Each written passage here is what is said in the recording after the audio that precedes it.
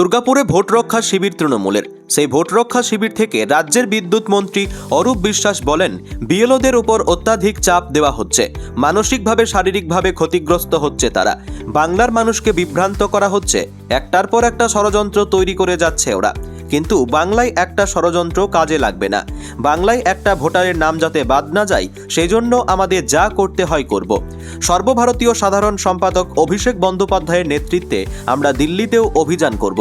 বুধবারই vote রক্ষা শিবির হয় দুর্গাপুরের ইস্পাত নগরীর অ্যান্ড্রুজ প্লেসে রাজ্যের পঞ্চায়েত, গ্রাম উন্নয়ন ও সমবায় মন্ত্রীর বাসভবনে। উপস্থিত ছিলেন মন্ত্রী অরূপ বিশ্বাসের পাশাপাশি রাজ্যের পঞ্চায়েত, গ্রাম উন্নয়ন ও সমবায় মন্ত্রী প্রদীপ মজুমদার, জেলা সভাপতি নরেন্দ্রনাথ চক্রবর্তী, তৃণমূল নেতা ভি শিবদাসন দাসু, সহসভাপতি উত্তম মুখোপাধ্যায়, প্রশাসক মণ্ডলীর চেয়ারপারসন অনিন্দিতা মুখোপাধ্যায়, এছাড়াও দুর্গাপুর পূর্ব ও পশ্চিম বিধানসভা এলাকার তৃণমূলের ব্লক সভাপতিরা।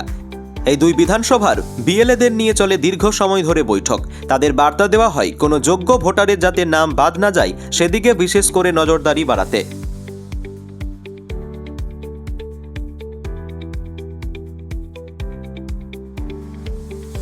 এই এসআইআরটা হচ্ছে বিজেপির একটা ষড়যন্ত্র। তারা এসআইআরের মধ্যে দিয়ে যেভাবে বিহারে ক্ষমতায় এসছে, প্রকৃত গণতান্ত্রিক ভোটার যারা বৈধ ভোটার তাদের নাম বাদ দিয়ে ক্ষমতায় আসার একটা প্রয়াস ছিল। সেটা ট্রায়াল করেছিল বিহারে, সেখানে ওরা সাকসেস হয়েছে। সেই অভিসন্ধি নিয়ে ওরা বাংলায় এসেছিল। কিন্তু ওরা একটা জিনিস ভুলে গেছে যে বাংলায় মমতা বন্দ্যোপাধ্যায় রয়েছেন। ফলে বাংলার প্রত্যেকটা তৃণমূল কংগ্রেস কর্মী, তার নেতৃত্ব সাধারণ মানুষকে সঙ্গে নিয়ে যাতে একটা বৈধ ভোটারের নাম বাদ দিতে না পারে, সেই ব্যবস্থাই আমরা সর্বত্র করছি। কারণ আমাদের দল হচ্ছে মাওয়াটি মানুষের দল। তাই মানুষের স্বার্থে, মানুষের যে পবিত্র গণতান্ত্রিক ভোটাধিকার, তা প্রয়োগ করতে যারা পারে, তার জন্য আমরা সবাই মিলে একসঙ্গে কাজ করছি। Bureau report, news i24।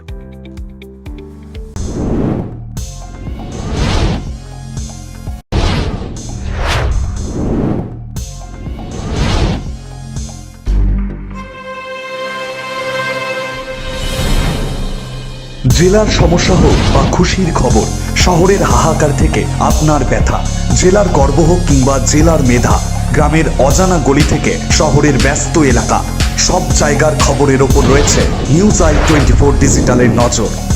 News i24 digital.